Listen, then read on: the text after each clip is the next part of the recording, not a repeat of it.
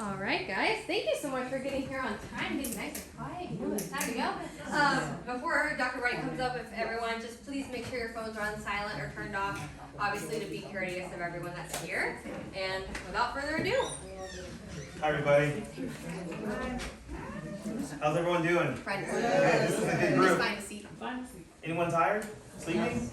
It's a joke. It's a sleep talk. No? Too soon? All right. I'll keep the humor to myself. So good. I'm glad you're here. So a little bit about us, because I know we have a few guests here.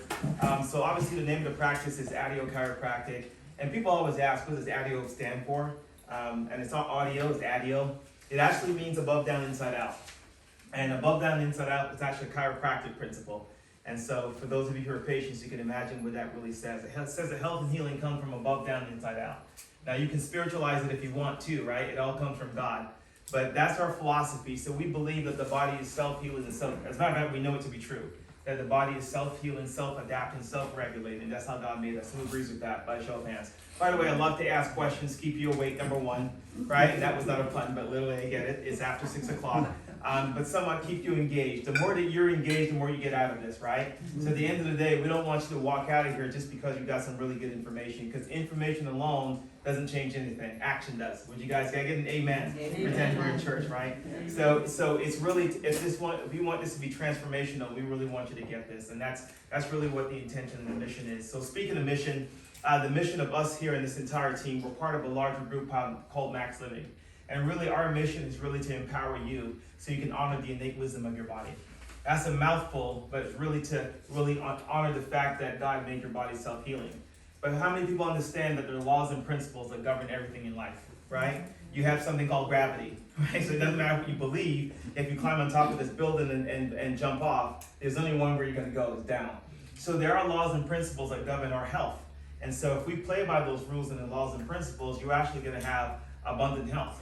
But if we break the rules, there are consequences to that too. Would you guys agree? So our mission is really to help as many people to be able to honor that. So of course we use chiropractic as the core, and you'll find out soon why we do that, because the nervous system is the central command system. That's how God made us. But we also have what we call the other four essentials. So it's important what you put into your body. Would you agree, right? The things you put into your body is important. How you think is important. How you manage your emotional health, your mental health, which sleep is a part of that. We call that max mind. You know, movement. Our bodies are designed to move, so exercise is critically important. Yes, 100 years ago, we didn't have to exercise because guess what? We had to hunt for our food. So that was the exercise. If you wanted to eat, you had to move, right? And then one of the other essentials that we talk about is one that is relatively new, probably within the last 100 years. And as opposed to maximizing something, we want to minimize toxicity. Right? So that's the vehicle through which we teach people how to be healthy, and that's what we do here. So we do these talks. Now we're going to do them monthly, believe it or not, coming in 2024. Yes, thank you, Susan. Because we understand that there's a sea of misinformation out there. And so over the years, I've been in practice for 24 years, and more people are confused. So people want the best for themselves and their family. People want to be healthy, but unfortunately, a lot of people don't understand what it means to be healthy and how to walk that journey. You know, when you Google stuff, you watch TV, you talk to people, you hear 10 different opinions. And so I heard someone say a long time ago that you're entitled to your own opinion, but you're not entitled to your own facts. So we try to provide not our opinions, but really fact when it comes to being healthy. Sounds good? So with that in mind, let's get right into this. So beyond the Z. So I think we all understand that being healthy is something is a birthright, and sleeping is a part of that, a good night's sleep. Because when your body's sleeping, it's your body's innate way of repairing itself. That's really what sleep is. If you think of sleep this way, it's a chance for your body and your brain to just kind of down-regulate. Remember when the old computers, you had to defragment the computer, right? Right? No one talks about that anymore. These guys have no clue what I'm talking about. But your brain is really, when you sleep, it's a time for your brain to defragment. It's a time for your brain to store information. It's a time for your brain to become healthier, and you'll learn here in a minute to detoxify. So your brain needs the time to down-regulate. So that's one of the reasons why sleep is so important for your body's ability to heal and repair itself. So would you agree that we have a sleep problem, right? Look at this room. And so if we have more room, we probably have 3 times as many people. So statistically speaking, we know that 50 to 70 Americans have sleep disorders, and that might be a conservative number. So I found this article, and on here it says, I'll give you some stats here. This one report, here are some of the highlights. It said this right here, that 50 to 70 million Americans have some type of sleep disorder. 30 to 40% of adults in the US complain of insomnia symptoms, right? 30% have short-term insomnia, while 10% have chronic insomnia. 1 in 4 women and 1 in 5 men have insomnia. Healthy sleep for adults should be around, what do you guys think? 8 hours, who says 8? Yeah, 7 to 9 actually is the right answer. Now I know I've met some people who said, I only need 5 hours of sleep. I get it, you may have trained yourself or by necessity, but trust me, you need more than 5 hours of sleep, right? And you may not realize it in the moment, but it affects your health, and you're gonna see how it affects your health here in a minute. Okay, so you should get 7 to 9. How many people understand that babies and children need more, right? Because it's a time of especially babies, it's a time of rapid growth, it's a time of rapid neurological development. So they need a lot of time to sleep, and teenagers. So when your teenagers and your grandkids are sleeping in till 11 o'clock, there's a reason why, right? They're sleeping in late. However, Americans only get an average of 6.8 hours of sleep. Who knows that to be true? That's about right. Yeah, that's about right. 32.8% of Americans say they sleep less than 7 hours. And 40%, I'm just skipping some of this. This is good. 2% of the population are chronic long sleepers. One of them was my daughter. That's a joke. She slept a lot. What is too much? Well, I would say that's a good question. They didn't quantify too much, but I'm going to say if you routinely sleep 10 to 11, 12 hours, that's probably too much, right?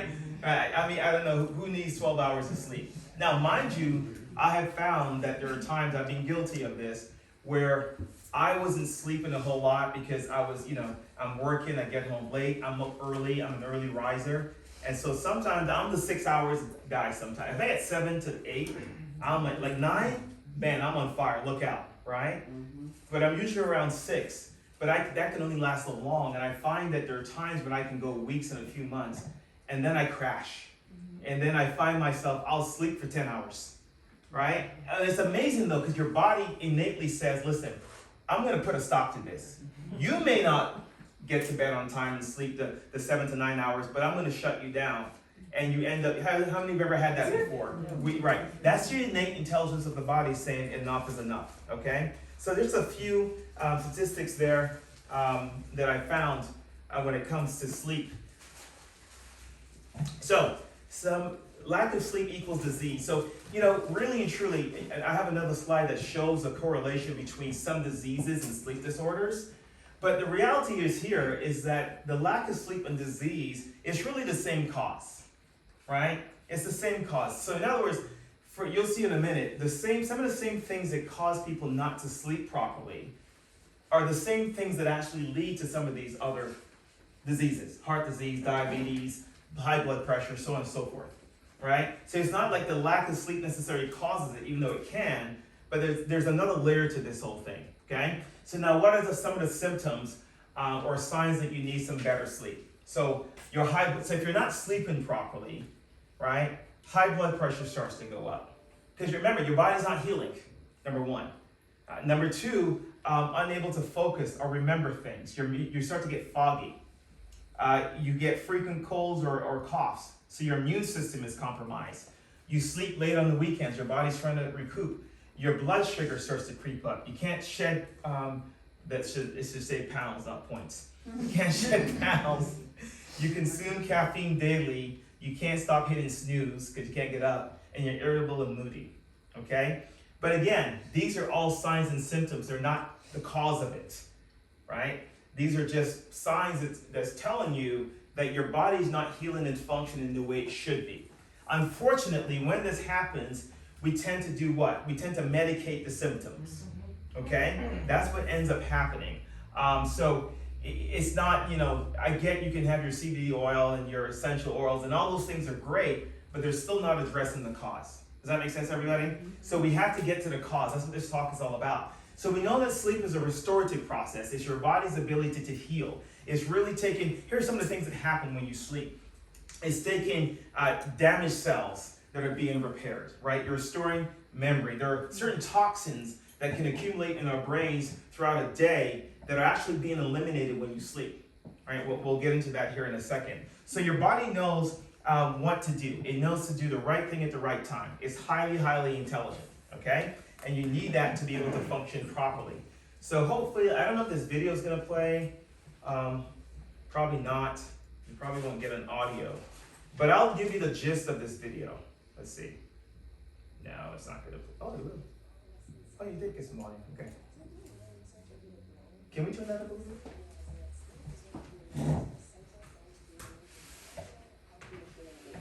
And new research looks into how sleep helps us maintain clean brains. But what does that mean? And why is that important? Well, to understand this latest news, we have to go back to 2013, when a study of mouse brains found that while those furry little rodents slept, neurotoxic waste products got swept away. Some kind of cleaning crew comes in overnight and gets rid of built-up stuff like beta amyloid, that sticky peptide that can aggregate into plaques and disrupt brain function. Amyloid plaques are highly associated with the occurrence of diseases like Alzheimer's, and the amyloid hypothesis suggests that amyloid plaques could be the primary cause of that devastating disease. So it's real nice that your brain can get rid of it while you sleep. That 2013 study saw an interesting relationship. While the mice slept, their lymphatic systems opened up. This let in a big wash of cerebrospinal fluid, or CSF, which seemed to clear these waste products away. And just so you know, CSF is a watery, clear substance that surrounds your brain and spinal cord and acts kind of like a little cushion to protect your brain and provide it with nutrients. A team at Boston University took this 2013 finding and wanted to know exactly how. In this new study they published in Science, the researchers delved into what about sleep was so special. Why did a sleep state in particular allow for these changes in the brain? The team got human participants to fall asleep inside an fMRI machine, which seems like quite a feat in itself, and which let the team measure both the blood oxygen levels in the participants' brains and show the flux of cerebrospinal fluid. They also measured the electrical currents in subjects' brains using an EEG cap. The results gave the team a pretty clear answer, one that came in waves. We've been finding out more over the past several years about the phases our brains go through while we sleep, and how those phases are essential to information processing and memory formation. And it turns out it's not just during rapid eye movement sleep or REM sleep that our brains are consolidating information and committing it to our long-term memory, but they're doing it during non-REM sleep too. And in humans, these two states of sleep, REM and non-REM, alternate throughout the night. Non-REM sleep is divided into 3 stages, and that third stage is our deepest state of sleep, called slow-wave sleep. During slow-wave sleep, electrical activity slows down and syncs up. So our neurons start to fire in sync with one another at quite a slow frequency that neuroscientists call delta waves. And while slow-wave sleep has been shown to be essential to memory formation, this latest study is the first to demonstrate exactly how those slow waves keep our brains clean and healthy. From all of their many measurements, the Boston team saw that during slow-wave sleep, the brain was actually being washed by waves of cerebrospinal fluid, like a little free nighttime spa for your brain. See, when neurons start to fire in sync, they're all electrically active at the same time, and that means there's empty time in between activity. When those neurons aren't firing, they need less oxygen, so less blood is flowing to the brain, but cerebrospinal fluid comes in and fills in that extra space. So this pattern in CSF flow is intrinsically linked to neuron firing. The neurons light up, the neurons go dark, the CSF comes in, the CSF goes out. It's all very relaxing. This study not only found a direct relationship between electrical activity in the brain and this CSF cleansing mechanism, but also confirmed that an increase in CSF is linked to an increased clearing of neurotoxic waste products like beta amyloid. This indicates that sleep, and slow-wave sleep in particular, is essential to clearing out all the gunk in your brain garbage, if you will. And the thing is, we still don't understand a whole lot about neurodegenerative diseases like Alzheimer's.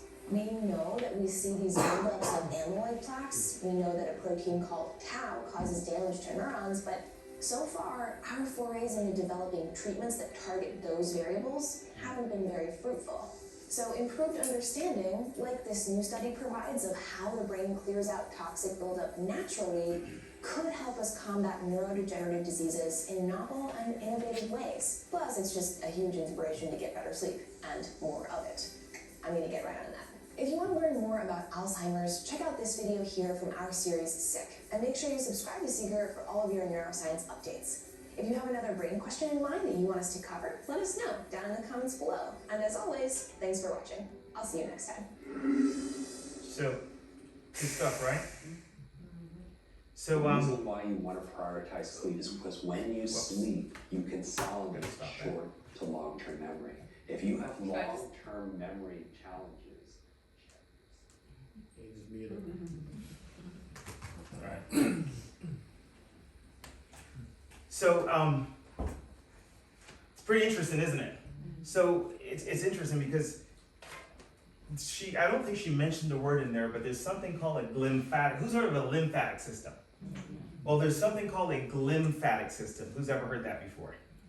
So one person, good for you. I didn't see you.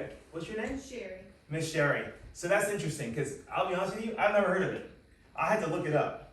And what's interesting is, before I tell you what it is, well, let me read it and then I'll make my point. It says here, now I'm just reading word for word. It says, it's a recently discovered macroscopic waste clearance system that utilizes a unique system of perivascular tunnels, so just tunnels around the vascular system, formed by astroglial cells, so supporting brain cells, to promote efficient elimination of soluble proteins and metabolites from the central nervous system.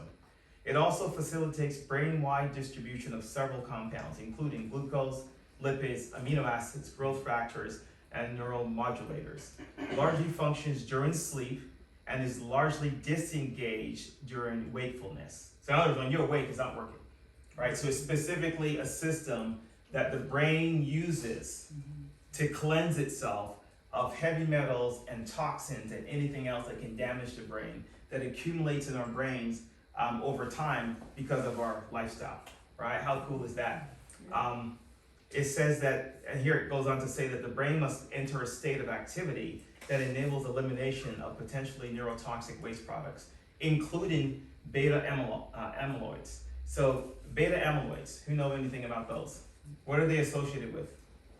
Alzheimer's, right? So one of the hallmarks of Alzheimer's is an accumulation of these beta amyloid plaques, right? And it's a byproduct of metabolism. So, so two things about this. And by the way, and it says here, there are some diseases that the system no longer works, right? Because you'll actually see here, and I pull this up, that there are some diseases where you'll actually see insomnia is more prevalent, like kidney disease, for example. People tend to have insomnia who have kidney disease or diabetes or heart disease of liver, migraines, et cetera, et cetera. So there's two things about that. Number one, it was recently discovered. So how many of you understand that we don't know everything there is to know about the human body? This is why we have to be careful when we start to medicate the human body, when we start to be invasive with the human body, because there's so many things. I remember being in school, in chiropractic school, and hearing, because when we had to take anatomy, we take it for a full year, and we're in a lab with cadavers and everything. And during that time, they discovered a muscle in the face that they didn't know existed. Right? We were talking about it earlier. Why? Because the early anatomists identified certain muscles and they taught you how to dissect them. So you dissected it in a certain way that's passed on and taught through medical school and chiropractic school. So then someone came along and said, well, wait a second, and they were a little bit more particular, and they realized that there were two muscles that were being dissected together as one, but it was a separate muscle. My point being is that there's so much to understand about the human body. The human body has infinite wisdom. It really, really does. And that's why we talked about honoring the wisdom of the body. So we have to be very careful when we're so quick to intervene with the human body, right, with drugs and medications and everything else, knowing that we don't know everything there is to know about the human body. Because is it possible then that because this lymphatic system, one of its jobs is to cleanse the body when you're asleep, right, of course, of beta amyloids, and we're seeing this increase in prevalence of Alzheimer's, within the last, let's say 30, 40 years in this country, certainly the last 20 years. Is it possible that there's something, bless you, that we do on a regular basis, okay? Some medication or something that we take on a regular basis that we think is routine that could actually interfere with the function of the lymphatic system in the brain that allows the accumulation of these beta amyloid plaques. Is that possible? Of course it is. It's absolutely possible, you know? So we just have to humble ourselves, is the point I'm trying to make, and realize we don't know everything that there is to know about the human body. That's why for us in chiropractic and part of our philosophy is, you know, we don't treat symptoms, right? Now, do we get great results? Yeah, absolutely. Many of you have got amazing results here from things that you didn't expect to get results from, or, you know, with chiropractic. But it's never because we're treating the symptom. Whether the symptom is back pain, headaches, digestive issue, all of those are signs and symptoms that the body's out of balance. There's some incoordination happening in the body, and so our job is to help you restore balance to your body so your body can function. And this is yet another example of it, right? Does that make sense? Good. So let's move on here. And so yes, this is just talking about, you know, when you have poor sleep. Again, it's a warning sign, you know? You don't just brush it off and say, you know, oh yeah, I just never sleep. I've always been like that, so I take X, Y, and Z. No, let's figure out why you're not sleeping, right? There's a cause. Now, not all sleep problems are the same, right? There are some people that they have problems sleeping, and it happens occasionally. And then you have people who's like, I have a sleep problem. That happens more often. But then you have people who are have a clinical sleep problem. These are people where it is so bad that it disrupts your life, right? And a lot of times these people may end up on medications just so they can survive, and I understand that.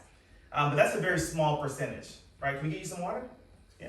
Oh, you did? Okay. So that's a very small percentage. So let's talk about what causes sleep issues. So what do you, let's get some participation here real quick. What do you think is the #1 thing that causes sleep issues? Stress. Yeah. Was stress. Yeah. But I think also not having a regular sleep time. Oh, yeah. Yeah. Especially for someone like you, flight attendant. My mom, for many years, worked at the post office in Toronto, and she worked at late shift, right? I don't know what it's called, like, you know, late night shift. What was up? Third shift. There you go. And so, thank God she's not doing that anymore. But was that? I said it's still effective. Well, yeah, even years later. Yes. Yeah. It takes a while to reset because your body. There's something, and Dr. Troy's going to talk about circadian rhythms, right? So I won't steal his thunder, but it disrupts that. You see, and it takes a while for that to come back. And we know for a fact that your mortality rate on average goes up when you're working third watch, right? We know that statistically. But you can see up there, so look at that, next day anxiety. How many people can relate? You go to bed and you're thinking about what has to happen the very next day. You're going through your checklist, your task. I've got to do this, I've got to do that. Oh my goodness, I got all this, I got to pick the kids up, I got to get to my chiropractic appointment. That should never stress you out, by the way. I've got to go to work, I've got to you guys get the idea. Things that, and how many of you understand that half the things you can't even control? You know, I always say to patients, you know, stress and anxiety a lot of times comes when there's a gap between where you are and the things that you can control and how you want things to be. And that gap right there, that's usually the stress and anxiety. So if you can't do anything about it, you gotta let it go. You gotta let it go. Replaying the day's events, that's another big one, right? A lot of times it's regret. I wish I hadn't done this. I wish this had happened. You're thinking about a conversation that you had with someone, an argument, right? Listen, you only have today, right? All we have is literally this second. So 5 minutes ago is gone. You can't have it back. Yesterday is gone, and tomorrow's not promised, the Bible says, right? So yes, you can plan for tomorrow, but the Bible also says, don't worry about tomorrow because tomorrow comes with its own problems, right? Focus on today, presently, and that's really what those two are indicating, that we don't do a very good job doing that. How about being too hot and being too cold? My wife and I, we battle over this, right? Because she's actually got me trained now. Because I'm like, it used to be, and good Lord. It would go back and forth, right? Because she would do the whole hot flash thing. She didn't like talking her business. So, you know, the fan is on in the winter and I'm cold, right? But then there are other times when it's hot. Can we turn on the AC, please? No. And so I'm struggling, right? Yeah, my body's confused. So she's got me trained. I don't even complain. Too much caffeine, especially before bed, and then pain. Too much noise outside. I don't know if you have noisy neighbors or something like that. Joint pain, spouse or partner, right? The starfish partner, right? Who sleeps all over, right? Legs over here, right? I sleep on the corner of the bed like this. My wife says I'm like a serial killer because I don't move. I literally have, right? I'm on my side, right? It's a king size mattress. She's over there, and sometimes she rolls over. But I literally sleep in 3 positions: on my back like this most of the time, on my side, right or left. That's it. But most of the times I'm like this and I won't move. Right? I don't know where the serial killer thing comes from. Is that a thing? She says I'm like the serial killer. And then help me understand, right? I'm off on a little tangent. I'll move here in a second. But this one right here, dogs, because I've had that. Help me understand why your dog sleeps in the bed with you if you don't get a good night's sleep, Kay. Can you help me understand? You started laughing, so I had to put you on blast. I said the 4 dogs. Was that? The dog loves the pillow. Yeah, but if you don't get a good night's sleep. No, she does. Yeah. Okay, let me put it. Let me put that again. If you, human being, if you don't get a good night's sleep, why is it that the dog is still? No judgment. I'm just curious.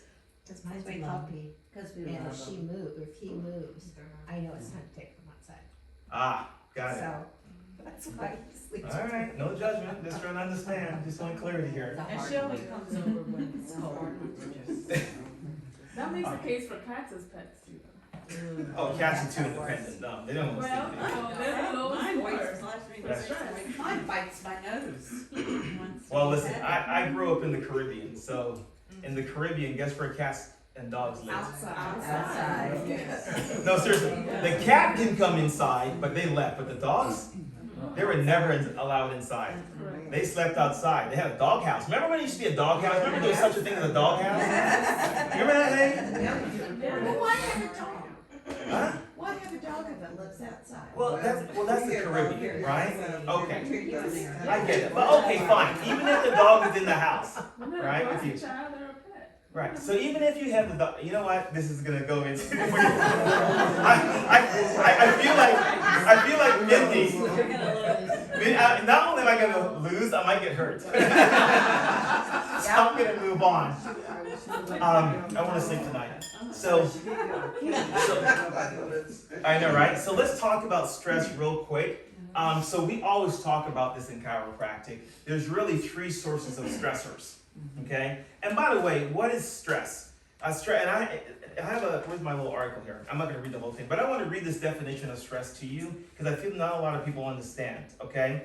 Stress is any physical or psychological stimuli that disrupt homeostasis results in a stress response. So the stimuli is called a stressor. So anything that gets you out of balance is technically a stressor. Okay? So that can be anything. And then the stress response is your body's way to get yourself back to homeostasis. So the stress response is a good thing. So there's different stressors. Thoughts. That's probably the biggest stressor that we have. Thoughts. Right? Negative thoughts. But how many understand that our thoughts are influenced by other people's thoughts a lot of times? And we do make up our own narratives. But there's some, there's this idea called memes that, we listen to other people's, how they speak, and the things that they say, and they influence our thought life. Okay? That's why the Bible says that you renew your mind. Right? Because if you're watching the news every night, how many of you understand that that's going to influence your thoughts? That influences how you see the world. It influences how you look at your neighbors sometimes. So thoughts. Then there's toxins. Those are the things that you put into your bodies. The things that we drink, the foods, the air that we breathe. And then you have traumas. Okay? Car accidents, slip and falls. The biggest trauma that we probably face as a culture and a society is micro trauma, specifically how we sit. Right? How we sit. Because sitting to your spine is like sugar to diabetes. What was the thing? No, smoking. Smoking, like, it's like smoking? Yeah, it's like new. Yeah, it's the new smoking. It's a new smoking, that's what they said, Wow. right? So, because when we sit a lot, it breaks down our spine, it reduces your lung capacity, it creates muscle imbalances. So, and you know, watch Living to 100 on Netflix, right? Did you watch that? You'll see that people who are centenarians, they move all the time. They're climbing hills and they don't sit a whole lot, and they can actually squat. So movement is so important to life. So these are the things that can cause stress to our bodies, okay? And then we talk about this whole idea of the sympathetic, parasympathetic nervous system. And so when we encounter stress, the stress response is really mitigated by what's called the autonomic nervous system. And the autonomic nervous system, that's what regulates your body. That's what regulates things that you can't automatically. So all the hormones and the organs in your body and the sleep cycles, it's all built into the system. And so when you have stress, your sympathetic nervous system kicks on because it's trying to get you in balance. It's trying to you know, and there's certain things that happen. Muscles get tight, right? You're alert, you can't sleep, right? Because if you're under threat and you feel like your life is in danger, then guess what? You're not gonna wanna sleep, right? And so that's why when you're under stress, you don't sleep. You know, your blood pressure goes up because it's trying to get more blood to your muscles. So your muscles get tight so that you can, you know, fight or flight. You guys see that? Digestion. So all these different things happen. It affects your digestive system. It affects your insulin sensitivity starts to go down. Your blood sugar goes up. You don't release as much insulin, so it can lead, chronic stress can lead to diabetes. It leads to heart disease and coronary artery disease. It can lead to lung issues. It leads to anxiety and depression. So that's called chronic stress.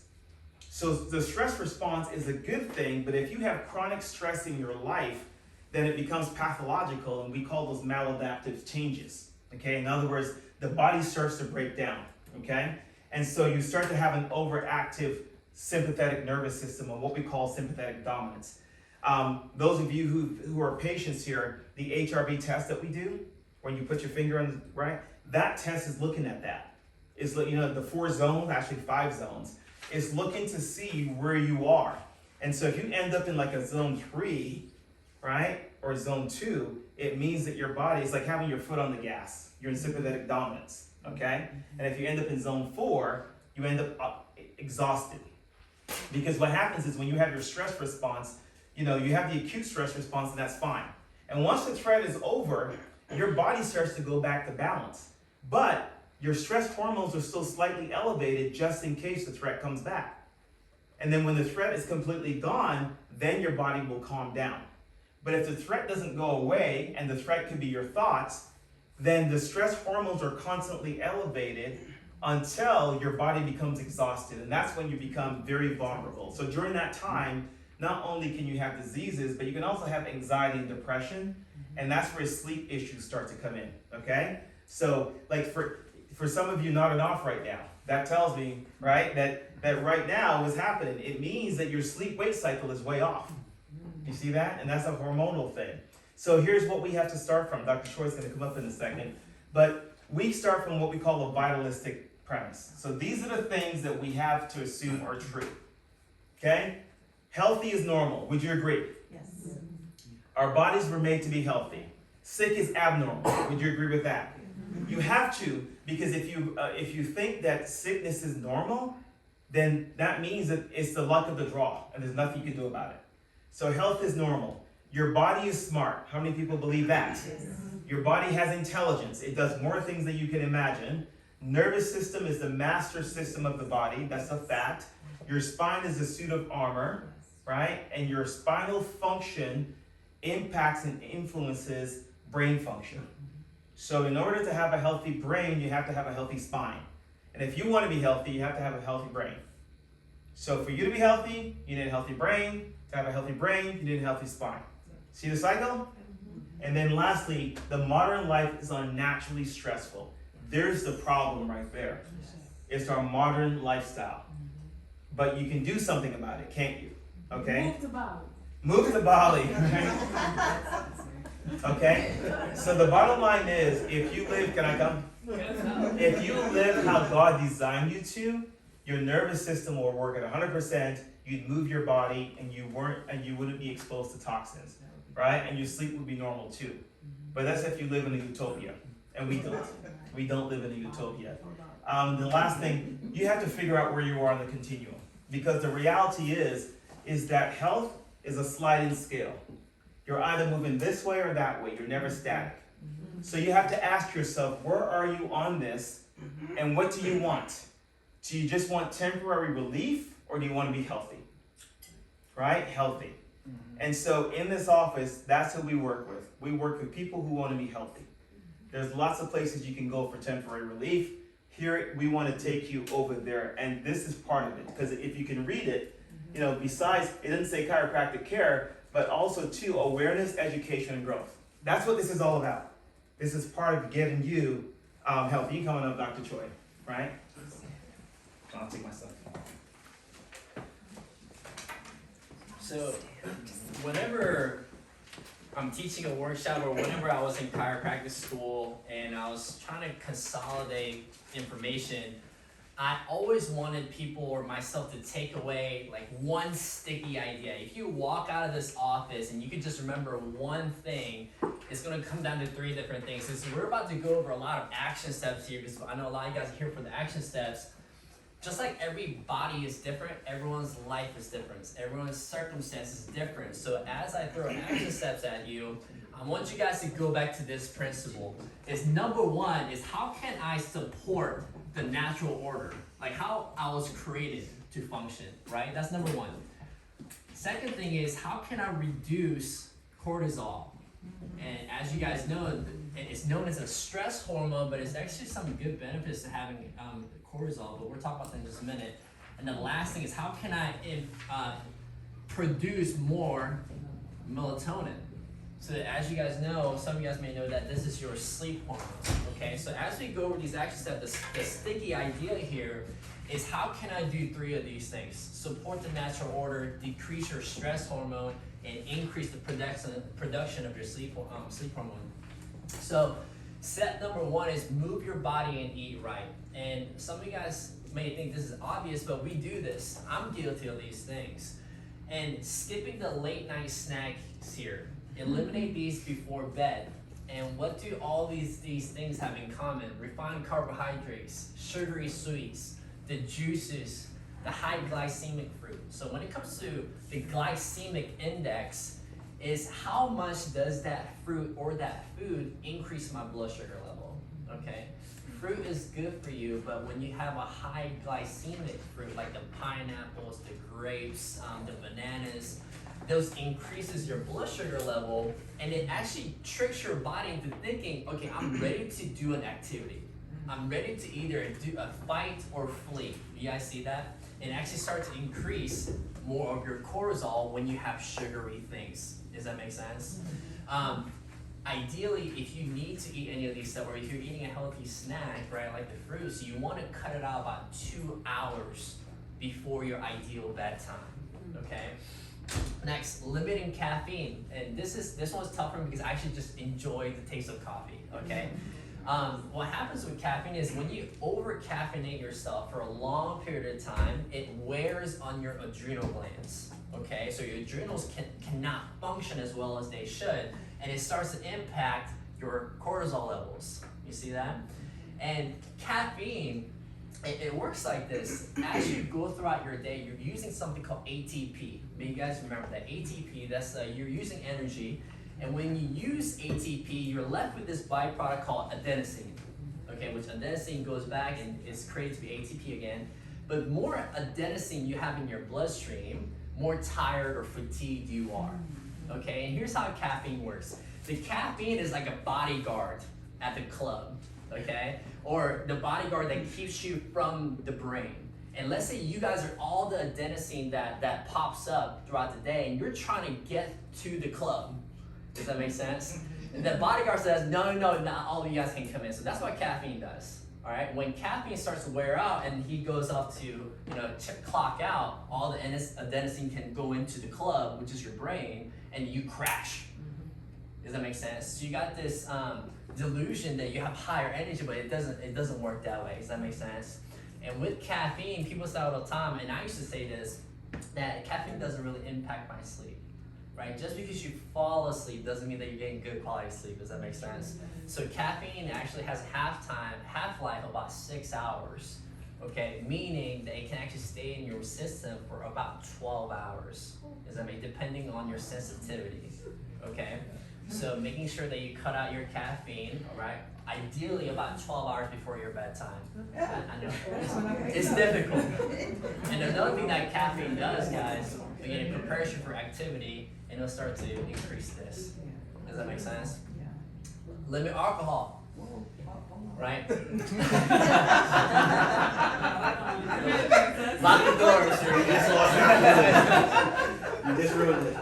So when it comes to alcohol, guys, it metabolizes into sugar in about 2 hours, 2 to 3 hours, okay? So this is where you might fall asleep, but this is when you wake up 2 to 3 o'clock in the morning.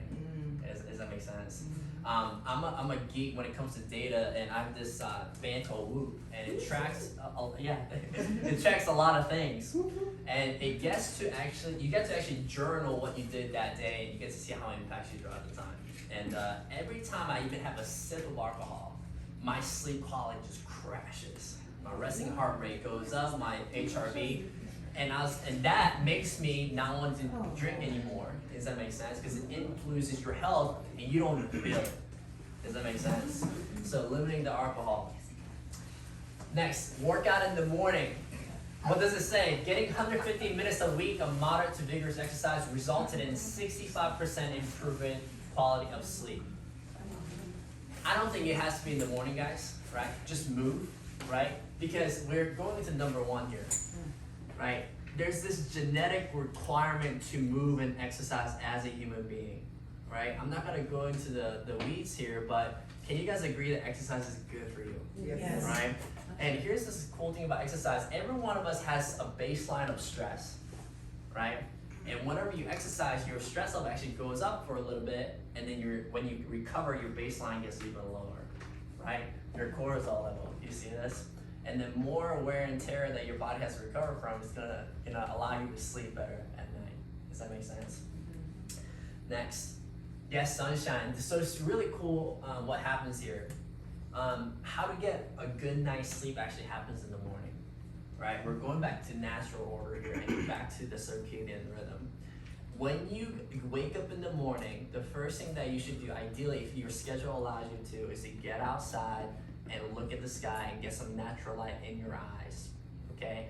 And that will actually set the alarm clock. It will teach your body, okay, in the several hours, I need to start producing more melatonin.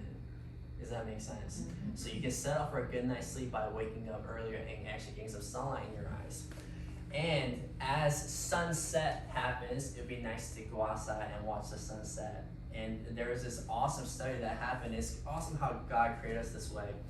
The color spectrum of a sunset and a campfire is very similar. And what we know to be true now is when you view the sunset and when you get the campfire light in your eyes, it will actually start to produce more melatonin and decrease cortisol. Really? Going back to your natural order, right? If you think about what our ancestors did, what did they do? They watched the sunset and they had campfire, right before it died out and go to sleep. It's amazing how that works, right? Again, almost going back to these three things. And something about sunshine is you get vitamin D in the process as well. And what a lot of people don't know is vitamin D is critical to producing two critical hormones called serotonin and melatonin, okay? And serotonin is a hormone of drive, happiness, right? But also it transfers into turning into melatonin. And there's this cycle that happens. So those two hormones go hand in hand, okay?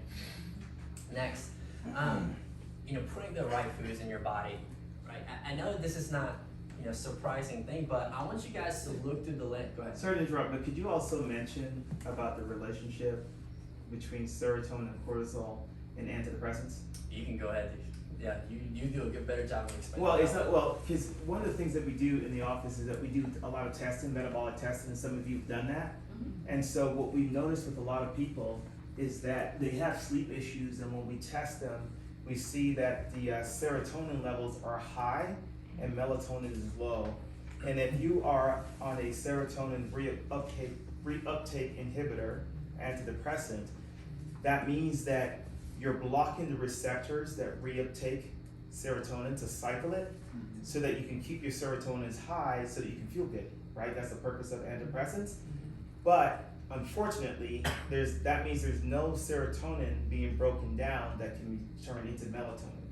So just know that if you're taking an antidepressant, that one of the consequences of that is that your sleep will be disrupted because you're not making enough melatonin, right? So that's when you ran to tell you what to do. You have different options there.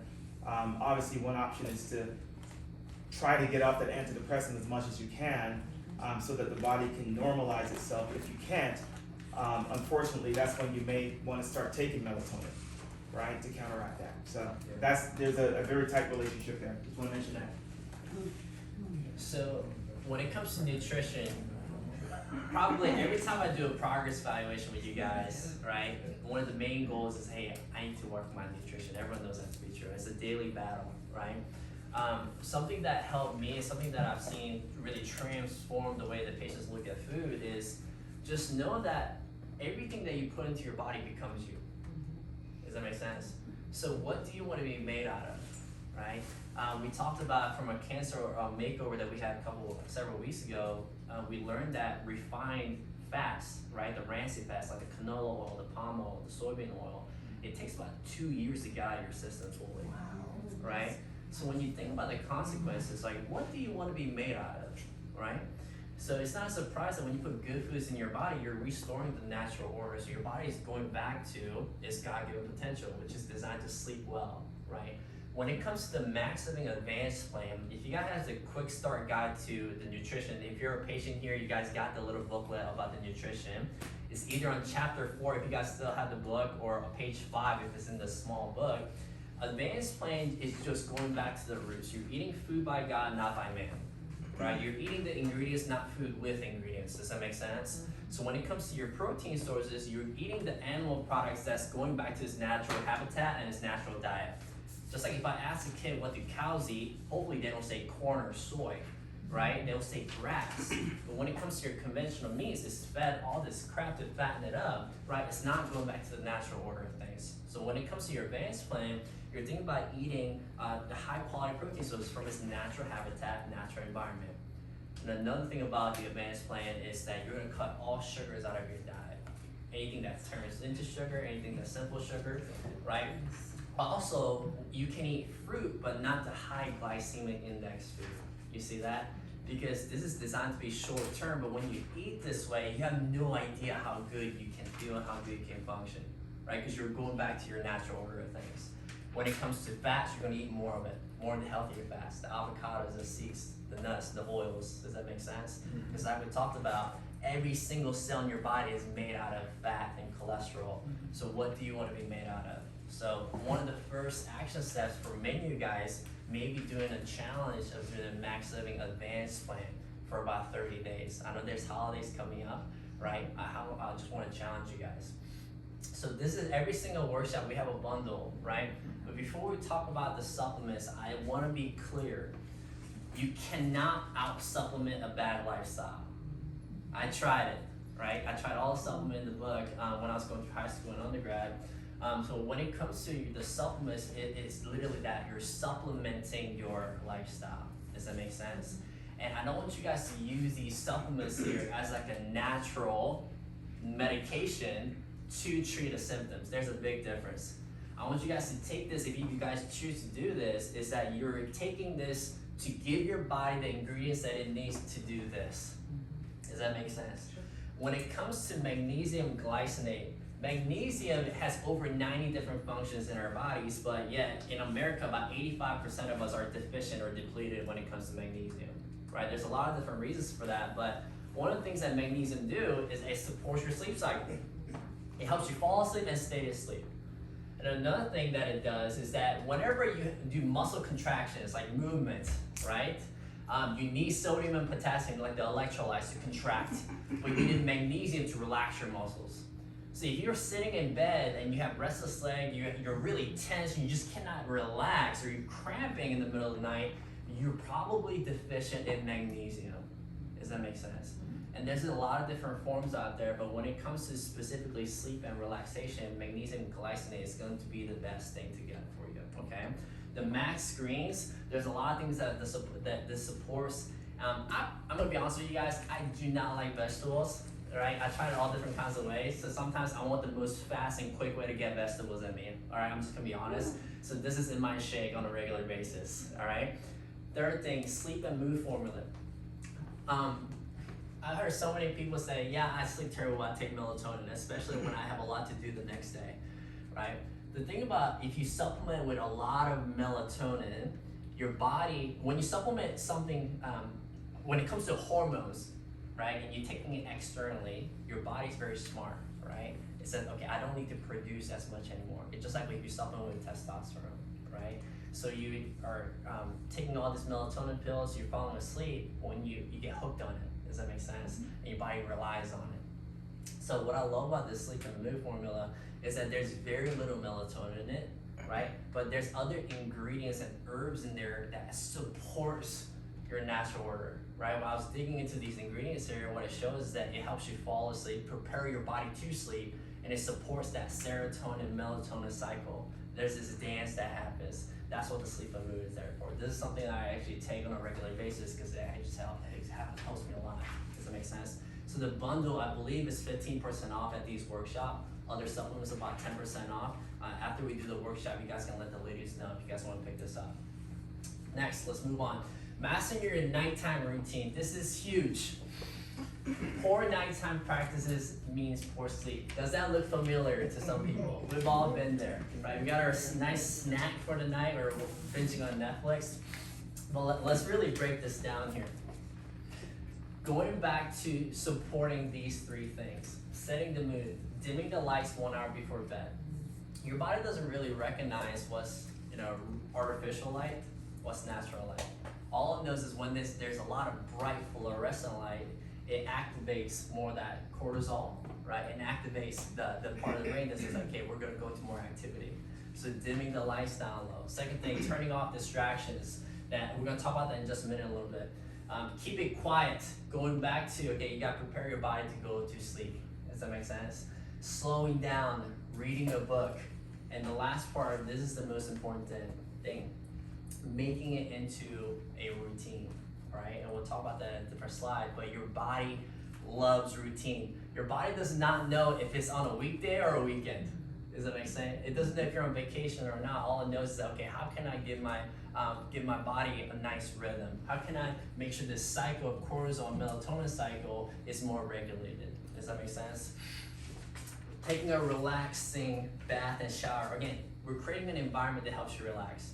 Maybe you can throw in some Epsom salt, which has magnesium in it, right? To allow your muscles to relax, right? Maybe put some lavender oil in it, because lavender oil has been shown to help you go into that relaxation cycle. But something awesome happens when you take a hot shower or a warm bath, okay? In order for you to fall asleep into a deep sleep, okay, your core body temperature needs to drop about 3 degrees, okay? That's why when you wake up hot, you stay awake, right? There's a right answer and a wrong answer. The right answer, it needs to be cold in the bedroom, okay? Keep the thermostat cold, all right? There's no argument there. But anyways, what happens is, when you take a hot shower or hot bath, the body temperature, actually, the skin temperature goes up. Does that make sense? And when you get out of that environment, the heat on the skin dissipates, and you'll get your core body temperature to plummet, right? So it helps you, this cycle actually happen, okay? And in the morning, if you want to wake up, you take a cold shower or a cold bath, right? And it actually increases your body temperature and it helps you be more awake in the morning. You see how that happens? Again, creating an environment to reduce cortisol and then increasing your melatonin. Does this look familiar to you? We've all been there, right? I'm guilty of doing the same thing. When it comes to turning off the distractions, turning off the devices, our monitors emit different rays of light, right? I'm sure you guys heard of blue light. Does that make sense? And that light specifically stimulates your brain to go into problem-solving mode, okay? And as you're scrolling through social media, Facebook, Instagram, you name it, right? I'm sure you guys can reflect on times when different things that you see stresses you out, right? or whatever you're scrolling and you're interpreting all this information, it turns on that part of your brain that goes into problem solving mode, or that sympathetic dominant state. And whatever you fire together wires together. Here's what I mean by that. There's different parts of the house that has different rules, okay? And when you get in your bed and the first thing that you do is get on your phone, you start scrolling, you start answering emails, you start doing all these different things, basically working, right? Your body starts to associate that time of the day and that environment into thinking, okay, it's time to work, right? No wonder why when you start to close your eyes and you're thinking about the next day, you're thinking about all these different things that happen in your life. Does that make sense? So it's gonna take time, but bookmark your day. Meaning, make an agreement with yourself, with your spouse, with your family. Okay, this is when we put our phones up. Maybe it's 8:30. No more phone time after today. It's only books, all right? It's only game time, whatever that might be, all right? You gotta put the phone down. Making your bed, this is really interesting. I don't really know how this works, I have an idea, but one study showed that making your bed in the morning helps you improve your sleep by about 19%, right? And I do believe that the reason why this happened is because more routine that you have in your life, right? Chances are you're gonna get to bed at a decent time, right? I don't know about you guys, but when my bed is nice and made and I get in it, I sleep like a little baby, right? And I was a kid that always said, why do I need to make the bed? It's gonna be messed up anyways, right? But it's gonna help you out. Next, consistent timing. You guys ever heard of the Monday morning blues, right? You're just dragging. Just like I talked about before, your body doesn't know if you're in the weekend or during the weekday. And during the weekend, what happens is we stay up later, right? We're doing all these things that we normally don't do, and it messes up our circadian rhythm, right? So Monday comes around and you're sleeping terribly, right? You're waking up, you're stressed out. Next thing is by keeping a late sleep schedule, both weekends or our eternal clock becomes 2 hours or more behind. We just talked about that. Keep sleep very regimented. This means, again, bookmarking your day. When am I gonna wake up? When am I gonna go to sleep, right? It's not genetic, it doesn't run in your family that you might be a night owl, right, or you like the mornings. But what runs in the family is a lifestyle, right? It's the same lifestyle. I was a kid in high school or in college who would wake up at noon or at 1 p.m., right? I'm just being honest here, right? But when I was forced to wake up early, I had a job that I had to wake up at 4:30 in the morning in undergrad, and that flipped the switch in me, right? And I all of a sudden became a morning person. But it's just a routine that I made for myself, so it doesn't have to be this one set thing for yourself. That's the point I'm trying to make, okay? Circadian rhythm, why the roosters crows at dawn. I think we hit this quite a bit. So when it comes to the Latin word, the circadian, right, circa means around or approximately, and dies means the day, right? You have this natural alarm clock that occurs within our body, and this might be something that you would take a picture of, but at 6 a.m., let's say you wake up, 6:45, the sharpest blood pressure starts to rise, melatonin secretion stops in the morning, right? And the highest alertness at 10 a.m., you're going throughout your day, you have the best coordination, the best reaction time during the afternoon, and what happens, right? Your melatonin starts to secrete at night and prepares you for sleep. And just like we talked about, if you just think about going back to the natural order, how we did things before technology, our ancestors, we rose with the sun and we went to bed with the moon, right? I was always admired my grandpa. He would wake up on the same time without an alarm clock. He would go to sleep at the same time. He didn't really have clocks in his house, but what he did was he rose with the sun, tended to his bees and his garden, right? And as it would get darker, no matter what time of day it was, he's like, okay, it's time to go to sleep. And he lived that way. And one time we went to go visit him, last year, and we went to bed at 5 p.m. because it was just dark. 6 p.m. Yeah. At 2 a.m. he started cooking breakfast. Yeah, I mean, that's just how we operated, but that's how we operated, right? Right? With the light and with the darkness. This is what happens to your cortisol cycle. This is what happens naturally. So cortisol has a bad stigma called a stress hormone, but it's a hormone that actually wakes you up. It's actually one of those hormones that helps you with your blood sugar regulation and also controls your body temperature as well. So as you start to wake up, right? So this is morning time, you're reaching 6 a.m., your cortisol level goes up and it triggers you to wake up. Does that make sense? That's why if your cycle's off, you may wake up thinking about all this stuff and you can't go back to sleep, right? Your cortisol level is out of whack. So it's the highest in the morning and it should naturally decrease and it'll prepare melatonin to start to release. Does that make sense? But what happens to this rhythm and this cycle when you have phones, when you have social media, when you're being reactive to your schedule, right? Can I be real for a second? I hear so many times, right? My kids are running my schedule, right? There's sport, there's schools, etc. I just cannot get a regular routine. But you're worth it, right? Your health is worth it. So there has to be a boundary, right? That, okay, at this time, this is when I'm gonna start to go to sleep. Does that make sense? Chronically elevated cortisol levels. So this, again, exertion, chronic physiological stress, sleep deprivation. Again, just going back to this sticky idea, if your cortisol levels just through the roof because of the daily stresses of life, or right, your nervous system's out of balance and your body just thinks this is in the fight or flight mode all the time, what happens is your body's not going to prioritize things that is required for rest and digesting. That means digesting, right? That means your digestive system, that means sleeping, that means healing. And this is a great summary page here for the action step. When it comes to unnatural schedules, meaning your circadian rhythm is off, your cortisol cycle, right, that little loop that we showed, is upset. Melatonin production is down. Insulin sensitivity is down. So your insulin sensitivity basically says how efficient is your insulin.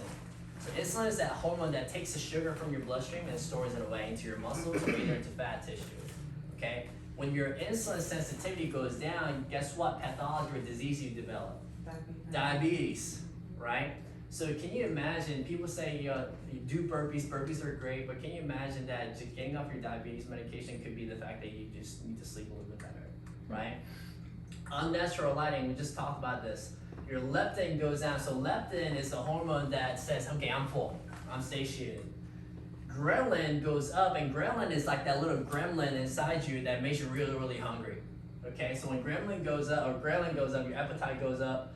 Cortisol, when it goes up, it actually starts to crave more sugar. It's a stress response. So you have a stressful day, you want to have some sweets, right? You're designed that way. And then again, when your insulin's out of whack, it starts to build into fat storage. So this is a lovely picture here. But when you have this stubborn fat around your abdomen that you just, no matter what you do, you can't get rid of, it usually comes down to stress levels or it comes down to toxicity levels. Does that make sense? So when you're in this chronically stressed state because your sleep is deprived, it actually produce something called centripetal fat storage. And it's actually your body's protective mechanism, right? Your body says, like, I need to protect this vital organs around your stomach, right? And it'll actually lay down more harder fat into the abdomen area, right? So no matter what you do, if you're constantly stressed, if you're constantly toxic, you can't get rid of it because your body thinks it needs to hang on to it. Does that make sense, guys? Okay. You guys finding this helpful? Yes. Yeah, you learning some things? Okay, so just to recap then, there's 3 steps. Number 1 is to move your body and eat right. Number 2, master your nighttime routine.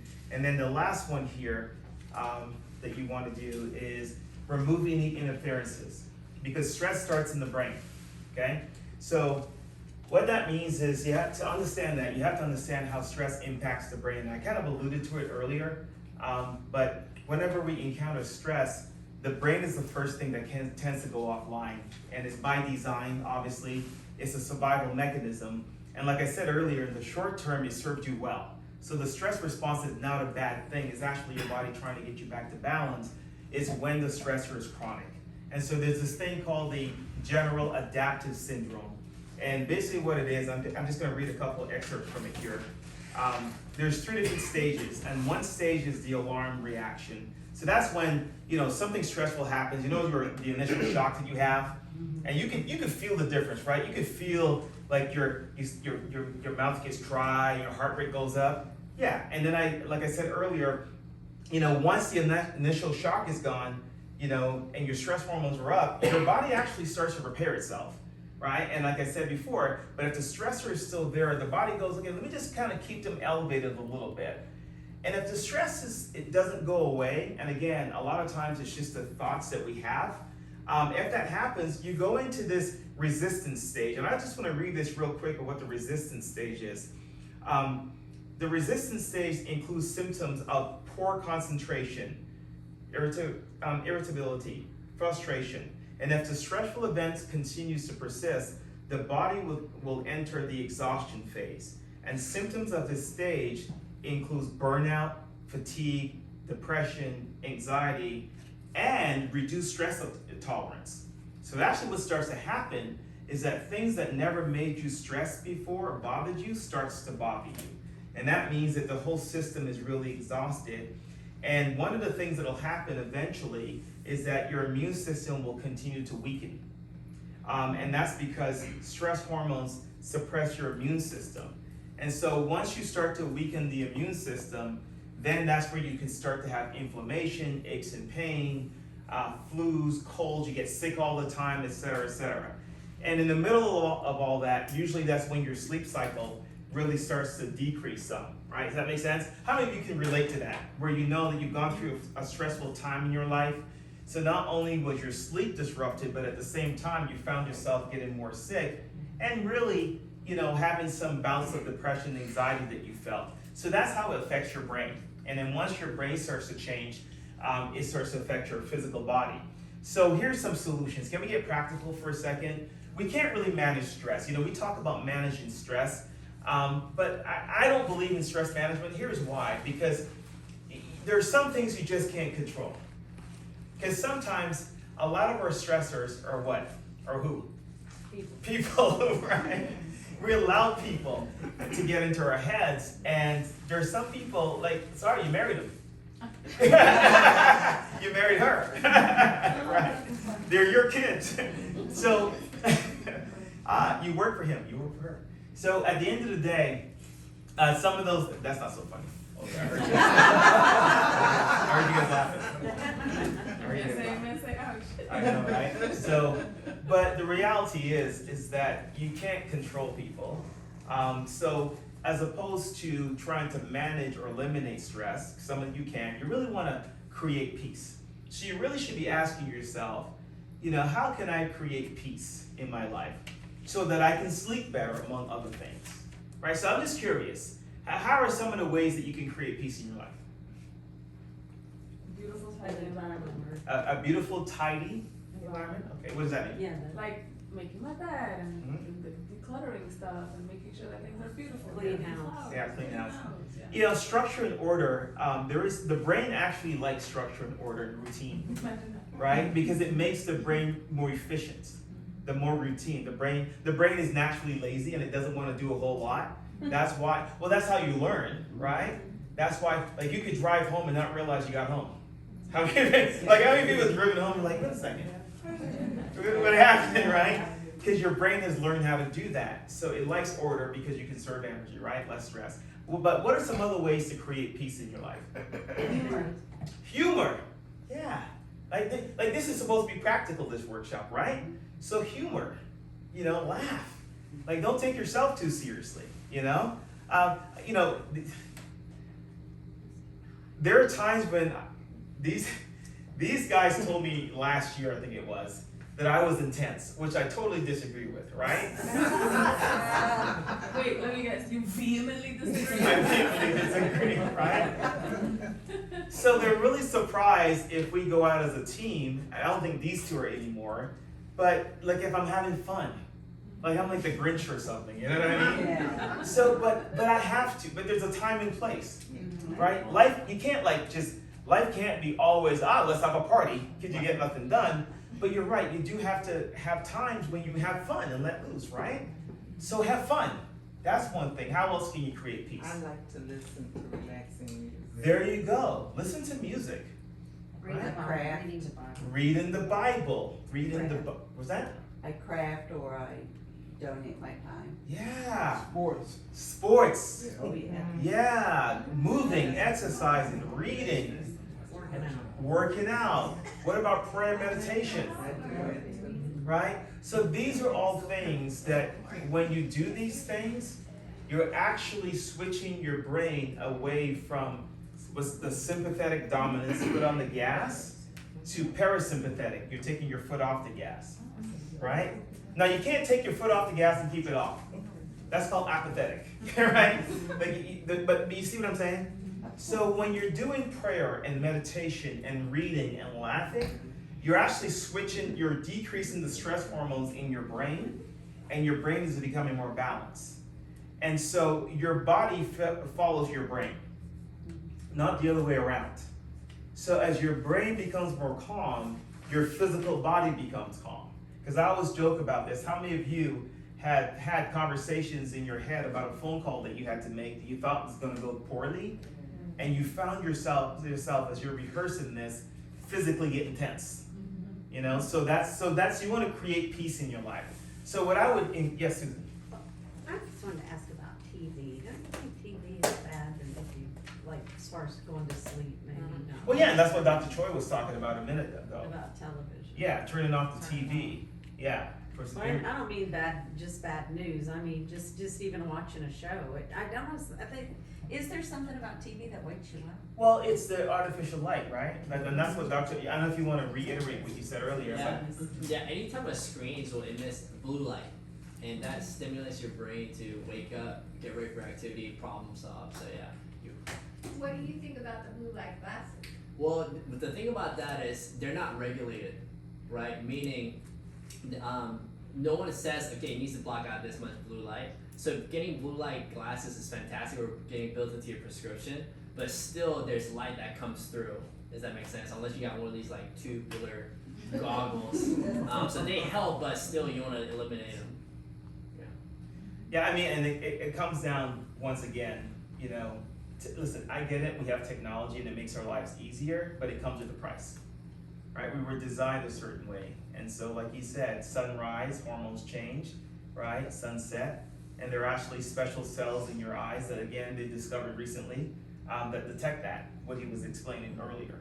That literally their job, they detect when that sun is set, and then it triggers everything else. How about sleep positions? So just by a show of hands, who's number one? Okay, so we have two psychopaths, right? According to sociopath. What about number two? Who's a starfish? All right. Who's a log? I do that too. Log. Or logs. All right. Who's the yearner? Yearner. There's someone. Okay. And then who is the fetus? You're the fetus. I can't be the fetus. That by the way, that is like one of the worst ones to do. The yearner and the fetus, right? Because what you're doing is you're twisting your spine and putting stress on your spinal cord and nerves, right? Same thing with that, because you're not maintaining the curve. So the soldier is that's actually the best one, especially if you're using your rolls, those are your patients, right? Neck rolls and lower back rolls, because the whole idea, you're maintaining the curves. And when you're maintaining the curves when you're sleeping, you have the least amount of stress on your spinal cord, right? So the body can function better. But if you're sleeping like, and really the yearner doesn't even do it justice, because I'm throwing my wife under the bus again, but she's a yearner, but then I don't know, she does this thing where her head is like this, and I keep telling her, I don't know what it is. I don't know. I'm like, Ange, you can't do that. It's bad for your. She's like, I know, I can't help it. And then she'll try to lie on her back, and she's back in her position again. But, Maybe that's called a husband. So your needs the pillow, like the coitus or whatever. Yeah. So the log. So I'm a combination of the log and the fetus from the standpoint of I'll have a pillow between my knees. Yeah. Right. So I have a pillow between my knees and a pillow between my arms, and so I'm sleeping like this. I tend not to tuck my knees up, and then of course you guys get the idea. But and then you have the free faller. This person, right, like this, or one arm. So that leads to arm pain and numbness and tingling down the arms, thoracic outlet syndrome. So a lot of people who sleep like that, you start to have neck problems and numbness and tingling down the arm. Right? Sorry, Henrietta. And shoulder. Sorry, I didn't mean to call you out there. You just laughed. So and then there's this thing called subluxation. Who knows what a subluxation is? Please, God, if your chiropractic patient is on this, put your hand up, please. For the love of God, right? So then you have this thing called subluxations, and the reason why that's important too is because, of course, as I said earlier, spinal function is critically important for brain function. But what happens is when you have subluxations or areas of the spine that are out of alignment, especially when you lose the normal curve in the neck, because losing the curve in the neck, which happens a lot with our modern posture, it causes the spinal cord to stretch. And when the spinal cord stretches, the diameter of the spinal cord shrinks. And what actually starts to happen with subluxations is you're losing not just the alignment, but you're losing spinal function. And so research now shows that when you lose spinal function, subluxations, you're actually affecting brain health and how the brain functions. And you're specifically affecting a part of the nervous system called the prefrontal cortex, and it sits at the very front of your brain. And the prefrontal cortex is what allows us to be human, and it's responsible for what's called executive functioning, right? So decision making, planning, and it's the conductor of the rest of the nervous system. So if you damage the prefrontal cortex or it's not working properly, it actually affects the rest of the systems in your body. So it can affect your blood pressure, it can affect your physiology, it can lead to anxiety, depression, emotional, lack of emotional control can start to happen, right? Here's an extreme. People who are considered sociopaths don't have a fully functioning prefrontal cortex, right? So the prefrontal cortex is very, very important. And so Dr. Heidi Havoc showed that the number one, when you get a chiropractic adjustment, not only does it get your spine moving, I guess it makes, and I know it makes you feel better, but the number one thing that it does, she showed from research, it actually improves or restores the functioning of your prefrontal cortex by as much as 20%. And that was huge for chiropractic, because before, up until that point, we would talk about bone or nerve. And then we realized it's way deeper than that. That literally, when you're subluxated, there's an imbalance in the brain. So the problem is, it interferes with how your brain is able to communicate with the rest of your body when you have those subluxations. And so here's why we don't focus on symptoms in the office. Because for some people, it's neck pain. For other people, it may be headaches. For some people, it's low back pain. But for others, it could be anxiety or depression. For some, it's high blood pressure or migraines. For others, it's thyroid issues. You understand? Because once you start to affect the brain, right, it's like the top down. And because the prefrontal cortex, either directly or indirectly, affects the physiology of your body, even inflammation can be affected, right? Because how many of you have noticed, who've been under care for some time, you've noticed that after that first adjustment, if you can go back in time, what happened that night? Did you sleep better? Yeah. Almost 100% of the people who get adjusted the first time come back and say, I slept better. Now you know why. Because we literally balanced the brain with the adjustment, and your body went from a sympathetic state to a parasympathetic state, right? And then many of you, of course, went on to say, my digestive system is a lot better because of chiropractic care. So that's the reason why we're removing interference from the nervous system, and that's your neurology. And so one of the things that the subluxation does, I think everybody else understands this, but it increases cortisol levels, because a subluxation is a stressor to the brain. So when you're subluxated, your stress hormone that Dr. Choi just talked about increases. And then of course, he went over all these different things about what cortisol does, right? So just to touch that again. So you see that connection there, right? Your subluxation causes brain stress and brain interference, and then the brain interference, part of that is increasing the stress hormones. And so you have that vicious cycle, okay? So that's removing one. So I just want to go through 3 different quick examples of where we end here. Like sleep apnea, right? That's a big thing that disrupts sleep in a lot of people. And with it, you get like inflammation, snoring, but it's associated with subluxations as well as being overweight. And so they've actually found that there's 2 areas of the cervical spine that are especially common when people have sleep apnea. The first one is C1 to C3. Why? Because C1 to C3, the first 3 bones at the very top of the neck, are physically connected to the spinal cord. So when the spine is out of alignment in that area, you're physically twisting the spinal cord, and you're affecting things like blood flow. The flow is a cerebral spinal fluid. It helps to detoxify the brain. But also, those nerves feed into the brainstem that regulate things like sleep cycles, right? And that's your respiratory center up there, okay? And then C6 to C7, those nerves go directly down into the areas of the heart, but they also branch into the lungs, right? So that's why you see that it actually helps. Another thing is thoracic outlet syndrome that we hear a lot about, and I talked about that, right? And that's really in the mid-back, the thoracic spine, and you see that a lot between T5 and T9 because that is the narrowest part of the spinal cord right there. So a lot of times if you're subluxated in that area, okay, those nerves, branch out to the arm and to the shoulder, it's part of the brachial plexus, but also up in the neck area. You see that? So that's another part too that we could have included there. Okay, you guys make sense there? Okay? And then restless leg syndrome is something that we hear a lot of. So yes, deficiency in magnesium could be a contributing factor to restless leg syndrome, but also subluxations in the lower back, because all those nerves right there, L4, L5, S1 to S3, they go all the way into the legs, right? So for some people who have a subluxation in the lower back, you may have numbness and tingling in the legs, but for some of you it might be restless leg syndrome, right? Bless you. So that's another thing that we have to look at there. And so, the only way to really tell if someone has subluxations is to do two things. Number one is to take an x-ray, right? That's the first thing, because that shows you what the spine looks like, and if the spine's out of alignment. But also too, we do neurological testing. And the neurological testing allows us to see how the nervous system is communicating with 3 different areas of the body. So one of them measures how your nervous system is regulating the muscles along your spine, right? So that's the neural core.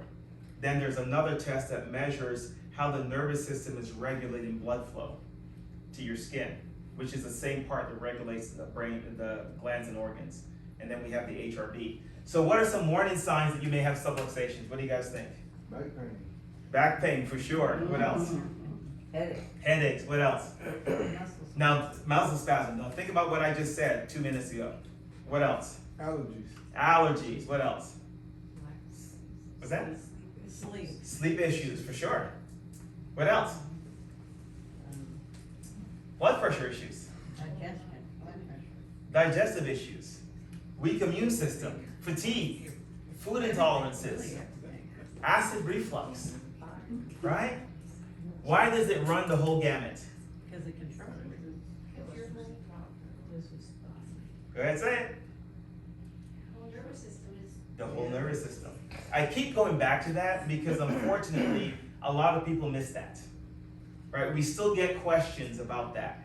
Or people still get surprised when they tell us about something and we go, well, that could be your nervous system. They go, really? Like, my spine can affect my digestive system? Yeah, right? Because of the connection through the brain and nervous system. So that's why we don't chase symptoms. Because like I said earlier, I can have 10 different people in here and they can have 10 different symptoms, right? We don't have a protocol specifically for one symptom, right? Can I let you in on a little secret? Should I tell them the secret? Tell them. Here's the secret, all right? No offense, but half the time I forgot what brought you in here. It I doesn't do. matter. It doesn't matter. Doesn't matter. Our job is to locate the subluxation, correct the subluxation, and then do what? Leave it alone. Find it, correct it, God said, right? And leave it alone. And the most important thing and the most difficult thing for chiropractors to do, right? Because we have empathy for you, right? And we know that we live in a culture and society where it's pain, pain, pain, symptom, symptom, symptom. The toughest thing for us to do is to teach you and to actually do that. Leave it alone. And to say, I know you're still hurting. I know you still have it, but we've cleared the nervous system. And we say your innate is on the job. Your body's healing. So we're trying to teach you to trust the wisdom of your body, right?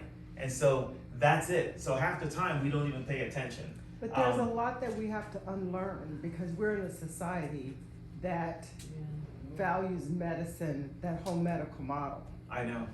And so teaching us to unlearn that is Very hard. Yeah, it's very Oh, hard. you're telling me. You're telling me it's hard.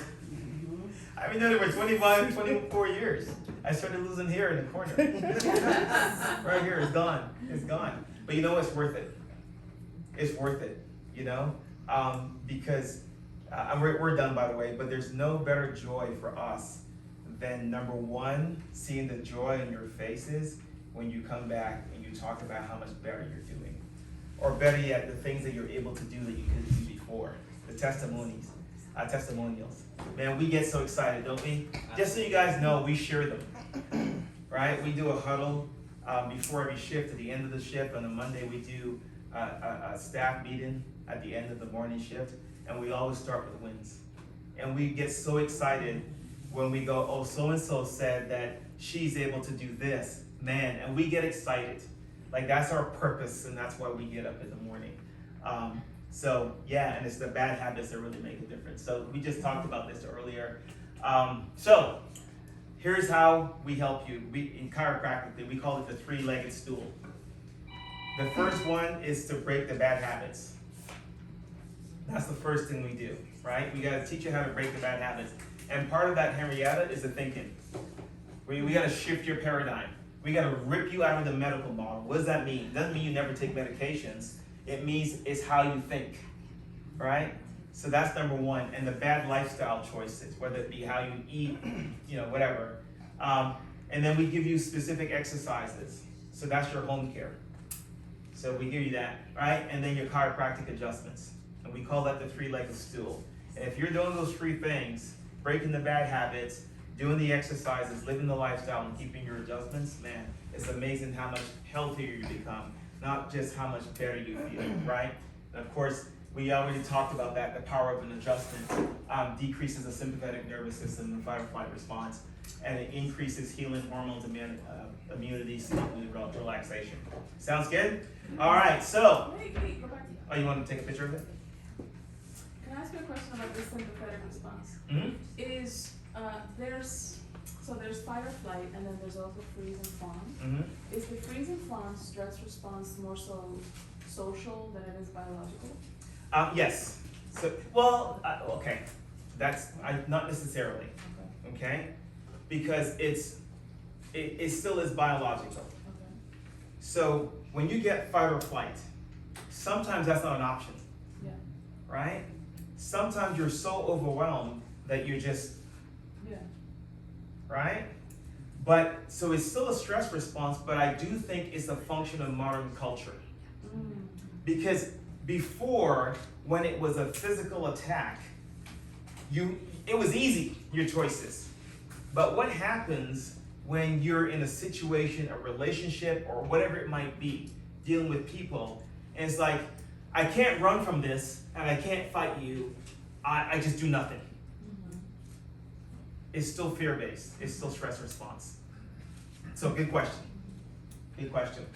You guys get your pictures? All right, so number one, if you are not a patient and you're not under chiropractic care, then we're going to invite you to get an exam here in this office, right? So we'll talk to you. If that's you, I know we have some guests. You can hang behind, and one of these ladies will get you signed up to have an evaluation. Right? It doesn't mean a sleep appointment, right? It doesn't mean that you're going to become a patient here, but we are going to check you for subluxations. Is that fair? Right? It's kind of like in church when they say, "Hey, you can, get saved. You don't have to become a member of the church." But all right, so it's the same thing here, right? Good. Procrastination. Here's why you won't do it. Right? Let's face it. We're all going to say, "Oh, well, maybe I'll do it some other time." No, you won't. Right? It's called it's called the law of diminishing intent. Yes. The longer you take to take action, right? No matter how great your intention, it goes down. Yeah. Right? So you get rewarded for action. So I think there's a special discount if you do it tonight. All right. And then the action step. So this is a challenge that you can do if you want to. So Dr. Choi, you can take a picture of this. Dr. Choi already alluded to some of these.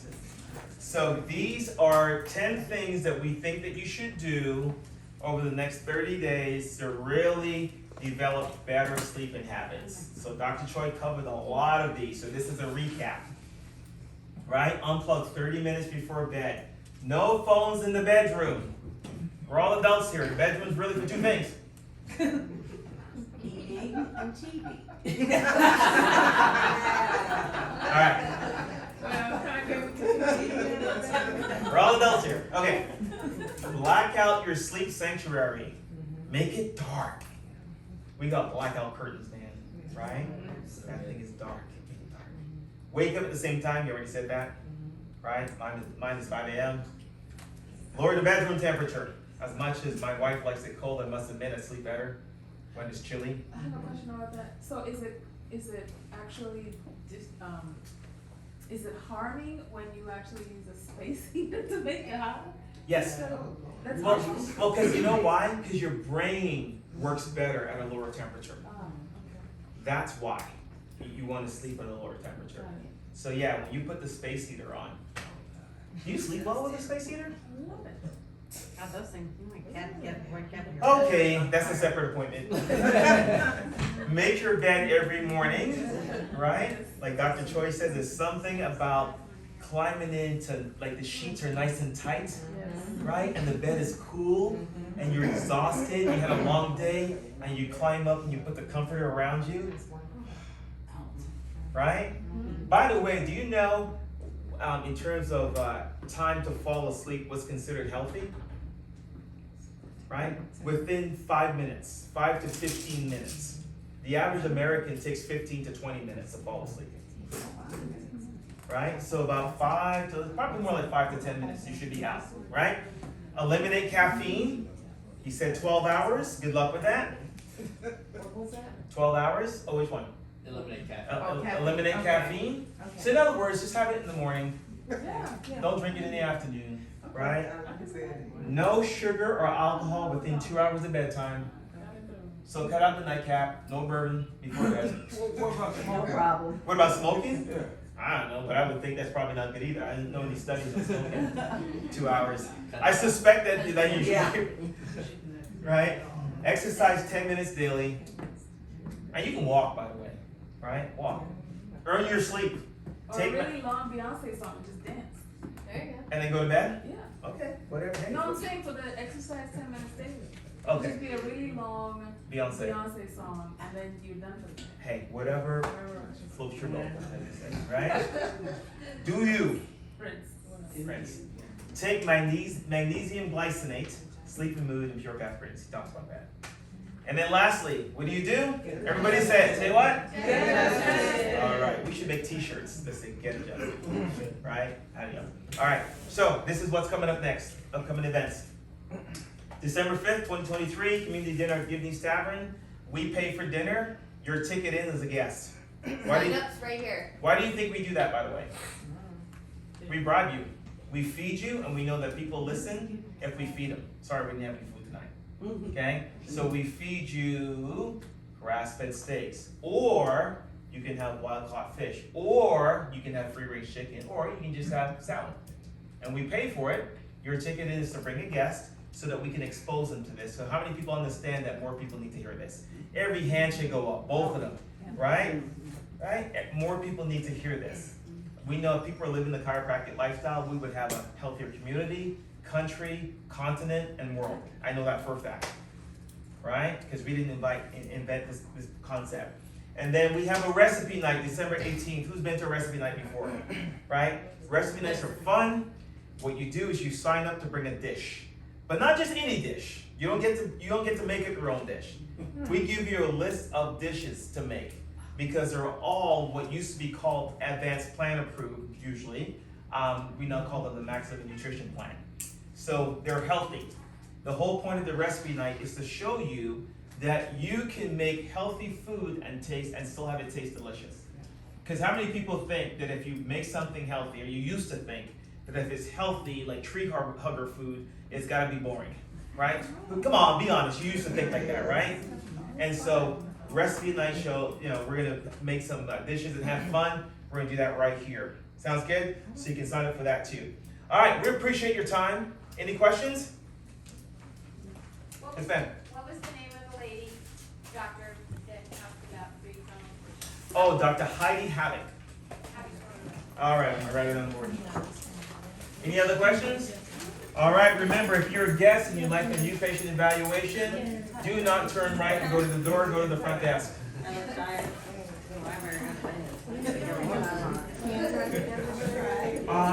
You know what? We have a excited. Good night. That's the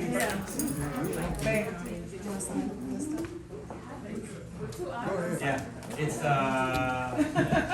Norwegian. Tiny hubbub. It's actually hubbub.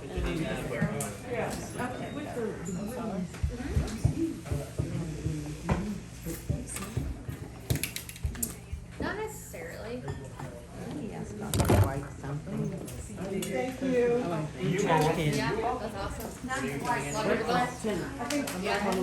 And I was just yes, we went to dinner Sunday, I mean, my husband and I were having I'm just on your way. I know, I can't help but think about it because The sleep food or the magnesium or both? after last week, I mean, Jacob's, Sleep food. and he's You already, want Jess's? and he's had. Oh, yeah, you're right, you are, yeah. Okay, I'll see you then. Daily Essentials too? Thank you so much. This was awesome. Thank you. Have a great evening. I mean, all, everything, Arthur Place and all. Unfortunately, he's ruined himself. How long is For he your gonna what? be able to, I said, do you get any sleep?